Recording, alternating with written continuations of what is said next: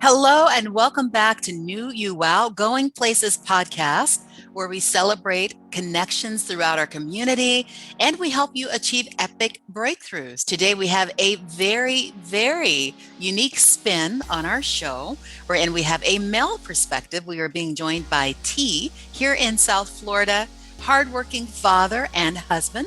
Thank you so much, T, for making time in your busy schedule to join us today. How are you?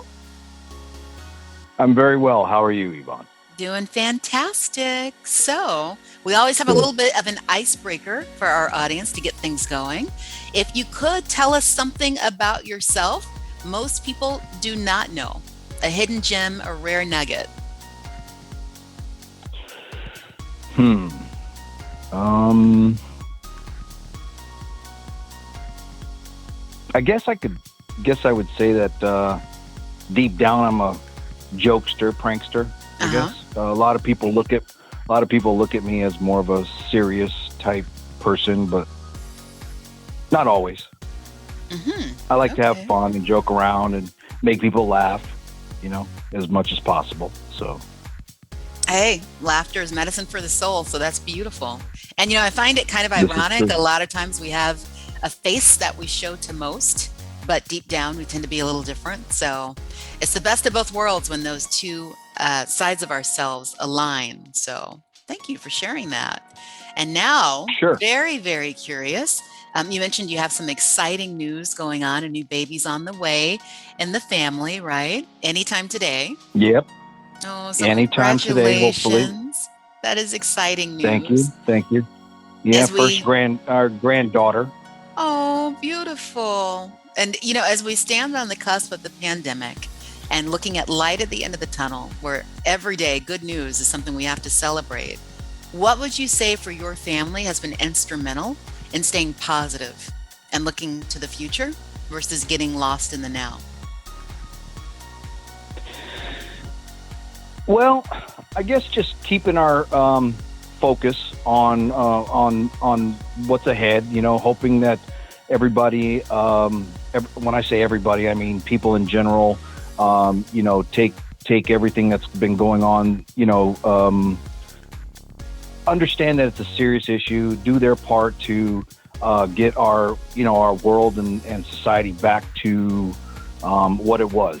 I know that this has been uh, something that has been at least unprecedented in my lifetime, and I'm Right. sure yours.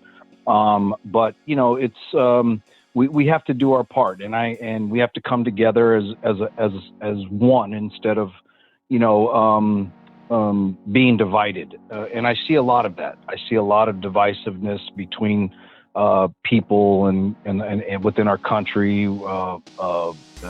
everything. It's just it's crazy. My wife and I we get up and we work and we go out, but we take precautions. And I just think everybody just needs to and we focus on our future and getting back to somewhat of a normalcy. Having to be able to have the freedom to travel and do the things that we did before.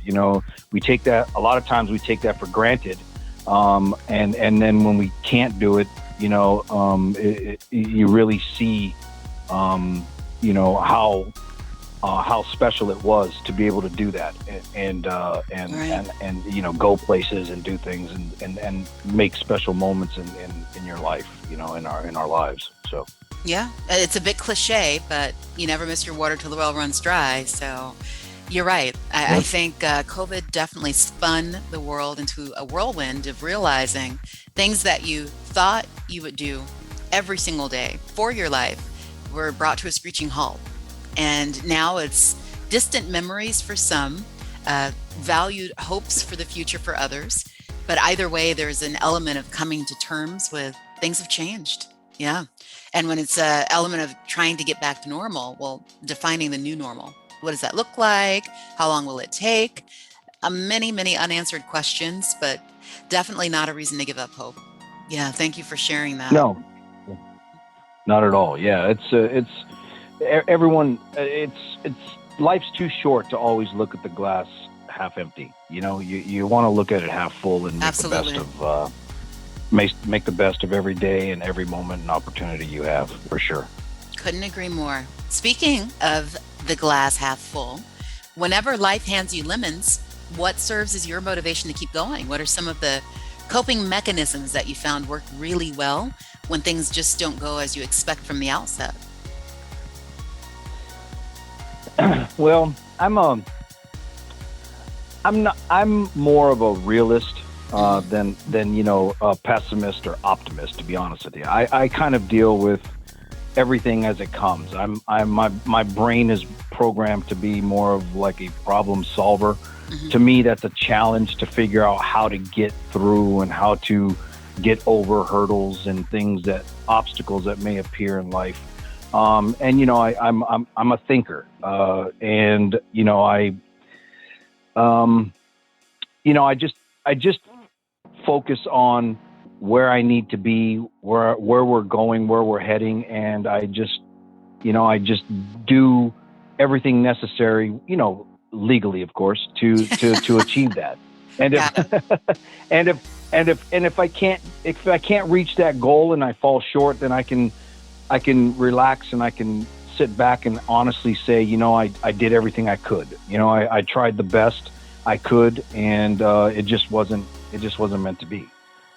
And so I take everything into perspective. I take the good, the bad, and everything else, and I just try to stay focused on providing for my family, taking care of them, helping my kids when we can, and things like that. Trying to give them advice and guidance and everything else. Beautiful. I have a son that is autistic.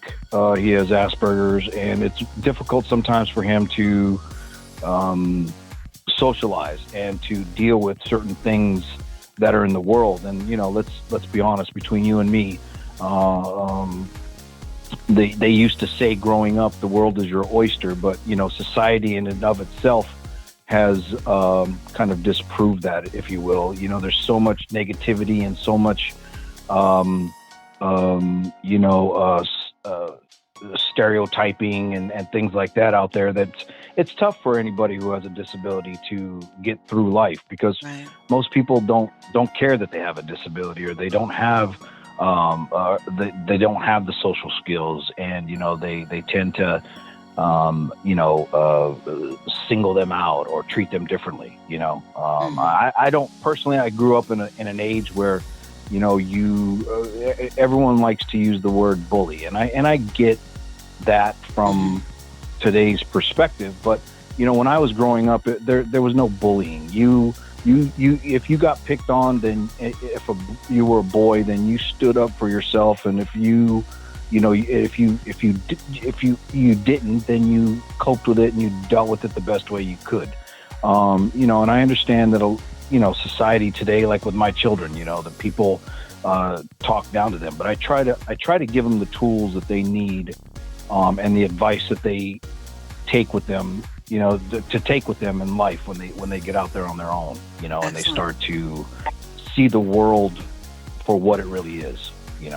So don't Yeah. get me wrong. There's a lot of beautifulness, and there's a lot of beauty in the world, but there's a lot of darkness and a lot of negativity out there as well. So Yeah, and I think you strike on some very, very important points there. First, the element of realism, that you do want the best and you strive to make sure you're passing on that legacy to the next generation to be the best version of themselves.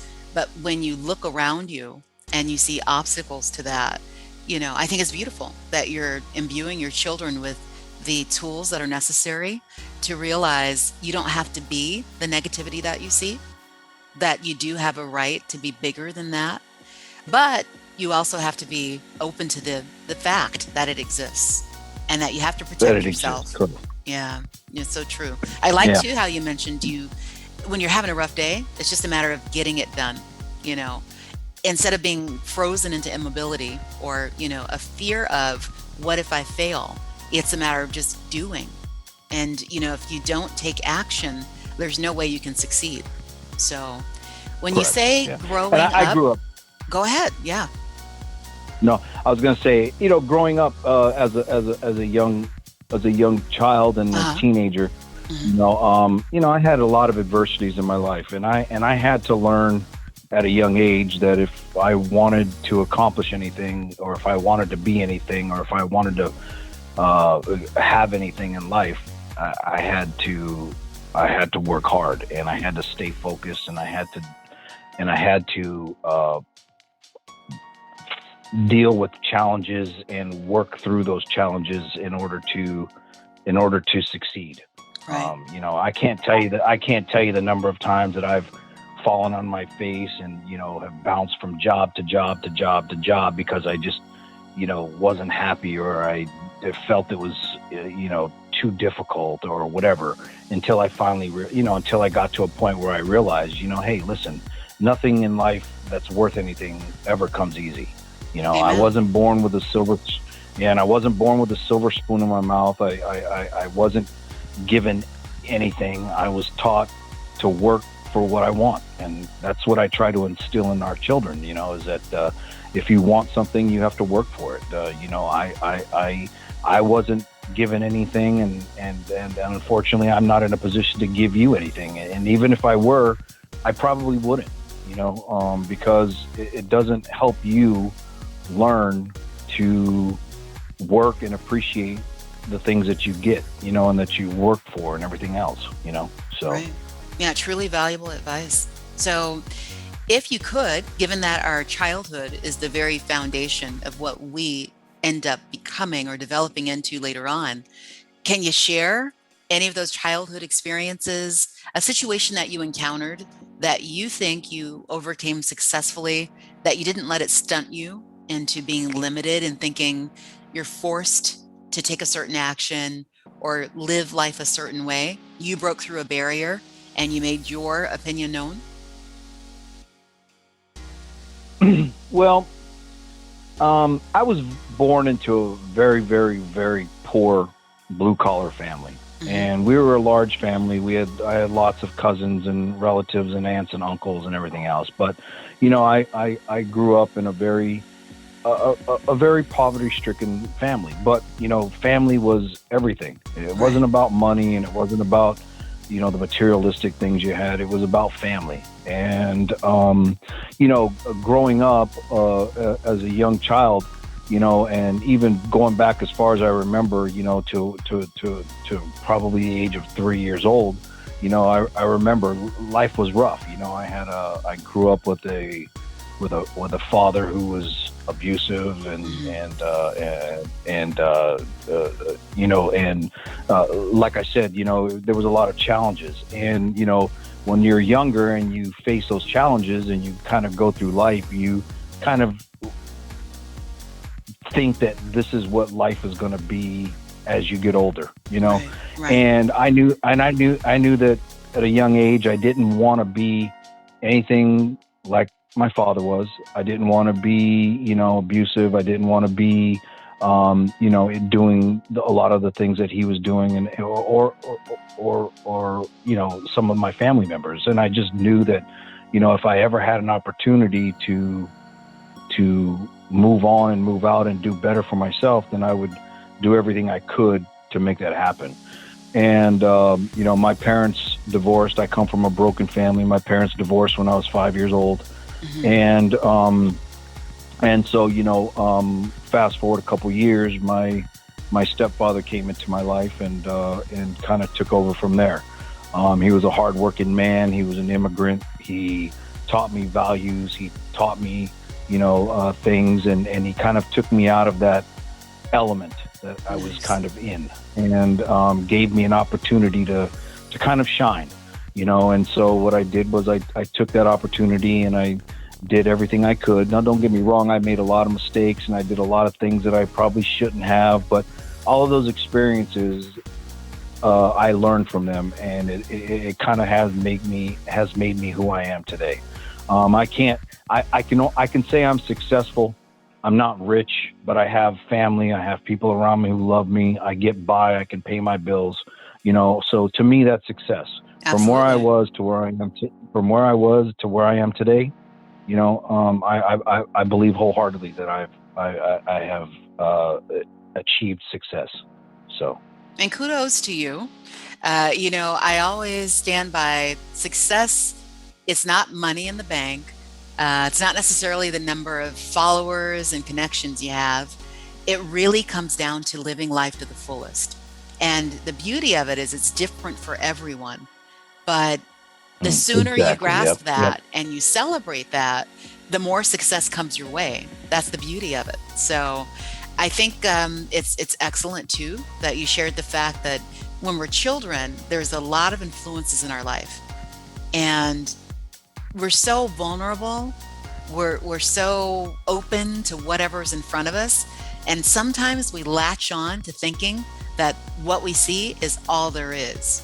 But when you can expand that, and it sounds like your stepfather served as a strong instrument in guiding you to elevating what you saw and making sure that you realized where you were wasn't where you had to stay.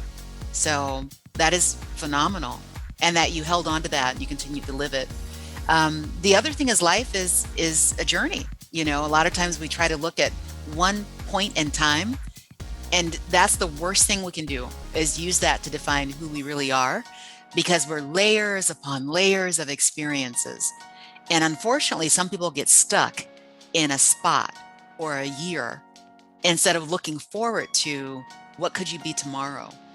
So I think that's great Right. that you not only lived it, but Well, again, you're teaching your children the same thing. That's great. right. Yeah, and another thing just to kind of elaborate a little bit more on the how individuals get stuck in, like you say, a specific time or Yeah. a historical event or something that happens. The only way, and when I was younger, I say when I was younger because I'm an older person now, but I mean when I was younger and I was in my teenage years, I had a lot of rebelliousness about me, and I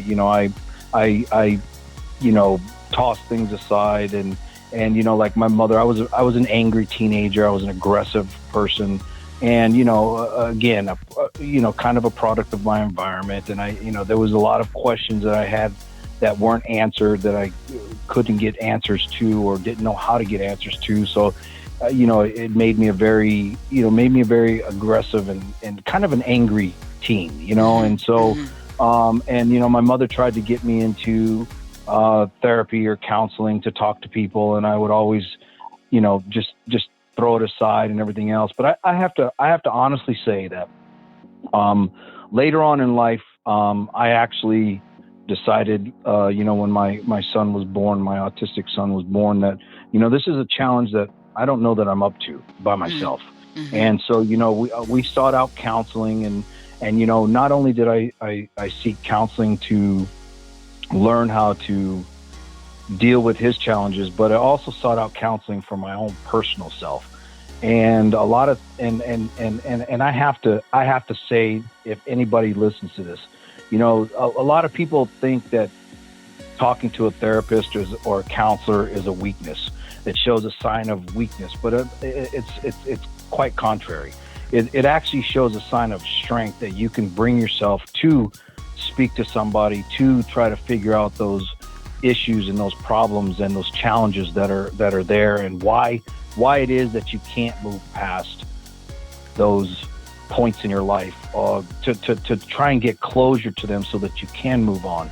Right. Too many times, a lot of people that I know dwell on certain points in their life that they just can't get rid of. Mm-hmm. And don't get me wrong, I still have the tendency to sometimes fall back and lose my cool and get angry, but I've come a lot further along than I ever thought I'd be. And a lot of that is because I've matured and I've grown up, and a lot of it is my wife. I mean, my current wife, my wife now, she has been a very positive influence, if you will, to get me to think a little differently and to change my ways. Am I stubborn still? Sure.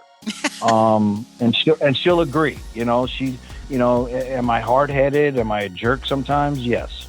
But I have learned a lot in the last 14 years of being with her, and so it's just it's a learning process.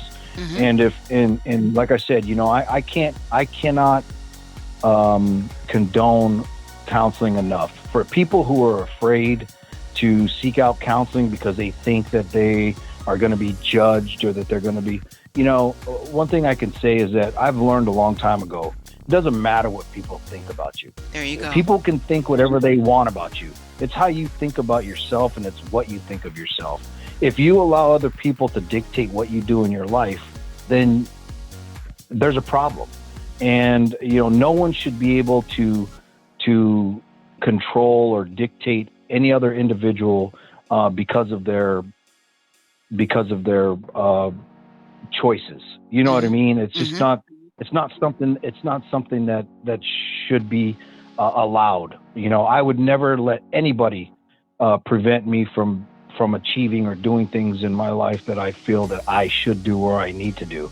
I don't. And if people don't like what I do, and if people have judgmental on the things I do, then they don't need to be a part of my life. It's that simple. Solid. And you grow that mental strength by dealing with the things that you've gone through and getting closure and moving past. So Yeah, what you're speaking on, T, is it's just positively sublime. It's a matter of, first of all, realizing we're all works in progress. So if we hold ourselves to this standard that is impossible, that we're supposed to achieve perfection and be everything all at once, that's not life, you know. yeah, I agree. Unfortunately, a Yeah. lot of social media puts forth the facade that people have it all together. But when you widen that lens and you start digging a little deeper and you peel those layers away, we're all the same. We're all going through it together. And, I like too that you made the point that your wife is such a huge part of helping you hold on to that positivity because there's collective strength in numbers. If we were supposed to do this on our own, there wouldn't be friendships, relationships, society. We'd all be living in our own little cave, doing our own thing, and be miserable. But it is so important to surround yourself with people that are going to be your emotional cheerleaders, with people that are going to help you achieve new heights. And that actually is incumbent on us. Who are we choosing to have in our tribe? Who do we choose to surround ourselves with? Because when you have those stormy days and those rough moments, you definitely will come out better if you know that the support is rallying behind. Thanks so much for watching. Be sure to share this video and like, comment, and subscribe. You can find us on Instagram, Facebook, and Twitter at New You Wow. Until next time, stand tall in your power and remember, your belief in yourself is your superpower.